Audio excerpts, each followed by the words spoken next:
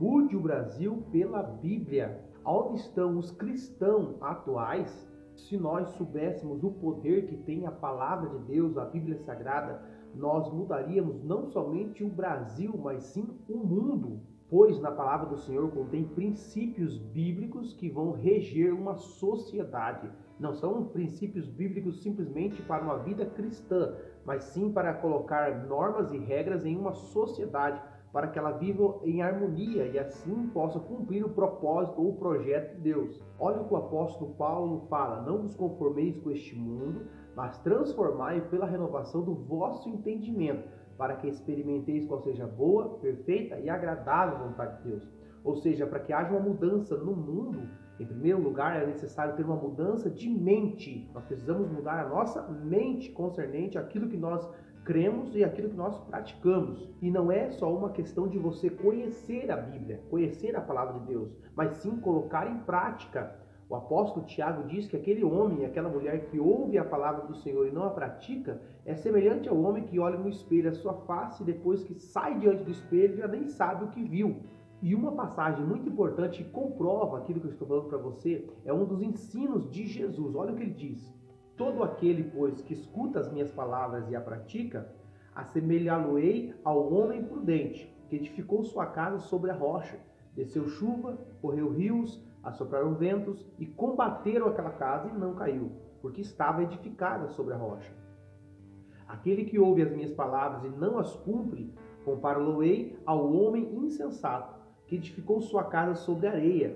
Desceu a chuva, correram os rios, assopraram ventos, combateram aquela casa e caiu, e foi grande a sua queda. Não importa o quanto você conhece, mas sim o quanto você pratica. E conforme você vai praticando a palavra de Deus, colocando ela em prática, o desejo seu vai ser conhecer mais e mais a palavra do Senhor.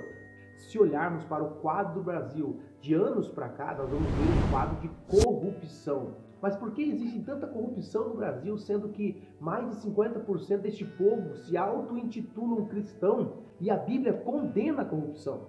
Provérbios 20:10 está escrito assim, ó: dois pesos diferentes e duas espécies de medidas são abominação ao Senhor, tanto um quanto o outro. A Bíblia está condenando veementemente a corrupção, seja ela em qualquer tipo de lugar, porque muitas das vezes quando nós falamos em corrupção, logo vem à mente nossos políticos ou nosso governo. Porém, a corrupção vai muito mais além disso, porque o político ele é um representante de uma cidade, de um estado ou até mesmo de um país. Ou seja, se ele é corrupto, é porque a maioria das pessoas que o elegeram também são corruptos. Vamos dar o exemplo de pequenas corrupções. Fazer gato no relógio de luz para pagar menos energia elétrica, isso é corrupção. Comprar televisão clandestina, aí você tem vários canais ao mesmo tempo com um valor bem abaixo do normal, isso também se torna corrupção. Comprar carros, por exemplo, de estouro, que é quando a pessoa compra um veículo e não consegue mais pagar a prestação e acaba vendendo aquele carro por um valor bem abaixo do mercado, simplesmente para que aquela pessoa que comprou ande por algum tempo até que a polícia prenda aquele veículo. E isso também é um jeito de corrupção. Comprar terrenos que são ilegais ou terrenos invadidos, que é uma prática que havia sido imposta há muito tempo no Brasil. Era costume as pessoas invadirem o terreno que é dos outros e fazer ali uma casa e morar nela.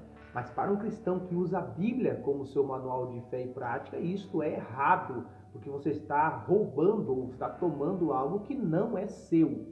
Sonegar impostos ou até mesmo comprar atestado médico sem você estar doente. Isso também é uma prática de corrupção, e dentre outras mais que nós poderíamos citar aqui. Então, para que você entenda, é o seguinte: nós precisamos, para mudar o nosso Brasil, mudar nossas atitudes. Se o governo é corrupto, é por causa de uma sociedade corrupta. E corrupção não tem tamanho.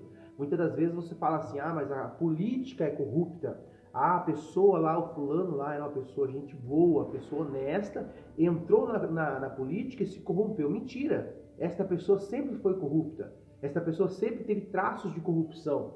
Porque um homem e uma mulher de Deus que usa a Bíblia como seu manual de fé e prática, ele não pode estar envolvido em qualquer tipo de corrupção.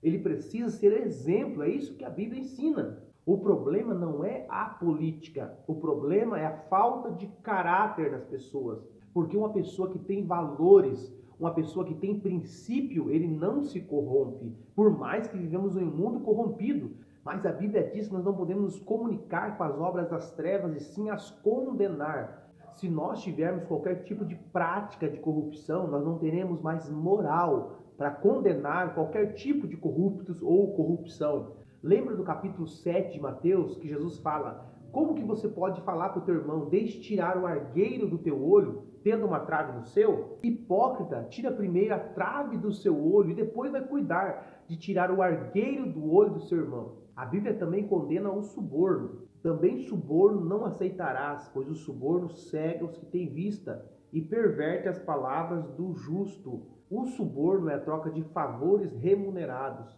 A Bíblia também condena os políticos injustos. Ai dos que decretam leis injustas e dos escrivões que escrevem perversidade, para privar da justiça os pobres e para arrebatar o direito dos aflitos do seu povo, despojando as viúvas e roubando os órfãos.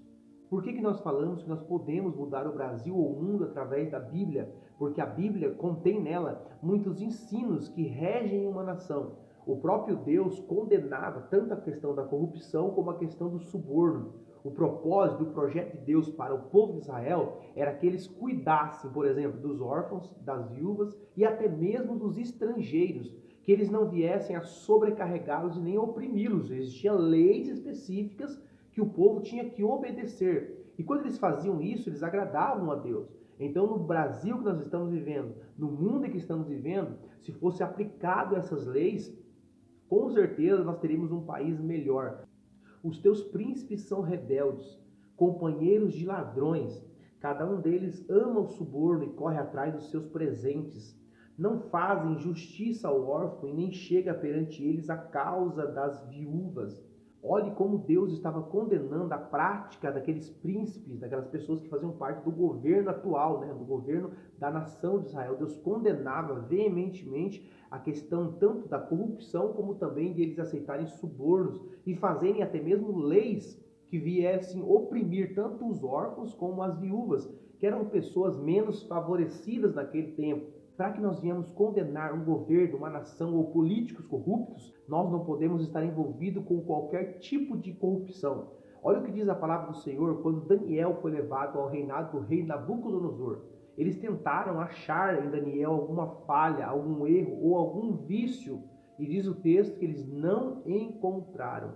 Ou seja, o modo de viver de Daniel era um modo íntegro, mesmo ele sendo escravo, mesmo ele estando no meio de um povo diferente.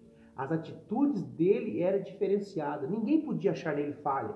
Ninguém podia achar nele nenhum tipo de corrupção. Isso porque ele levava a palavra, a vontade de Deus e colocava ela em prática na sua vida. É impossível que alguém que conhece a palavra de Deus e as coloca em prática possa viver uma vida de corrupção ou possa viver uma vida de escândalo. E aí você pode dizer, mas por que existem tantos pastores envolvidos com corrupção, se a Bíblia condena? Por que tantas pessoas que se dizem cristãos estão envolvidas, por exemplo, com adultério, com outros pecados mais? Não é porque elas não conhecem, é porque elas não praticam. Como nós vimos o texto que Jesus falou, você pode conhecer muito, mas se você não colocar em prática, você vai ser semelhante ao homem que construiu uma casa edificada sobre areia. Vai vir o vento, vai vir a chuva, a tempestade e a casa vai cair. É por isso, meu irmão, que eu sempre digo que a verdade sempre é verdade. Alguém pode levar uma vida de mentira, 40, 50 anos de mentira, mas um dia a verdade aparece e derruba aquela casa. Agora, se você viver na verdade, Jesus disse, conhecereis a verdade e a verdade vos libertará. Por que muitos cristãos não se manifestam em assuntos polêmicos nos dias de hoje? Porque, infelizmente, já estão contaminados ou estão associados ao mundo. Se eles se manifestarem, é bem capaz que o mundo olhe para eles e diga, você não tem moral para nos condenar. Você quer tirar o argueiro do olho do teu irmão tendo uma trave no seu. Por isso que muitos cristãos estão calados.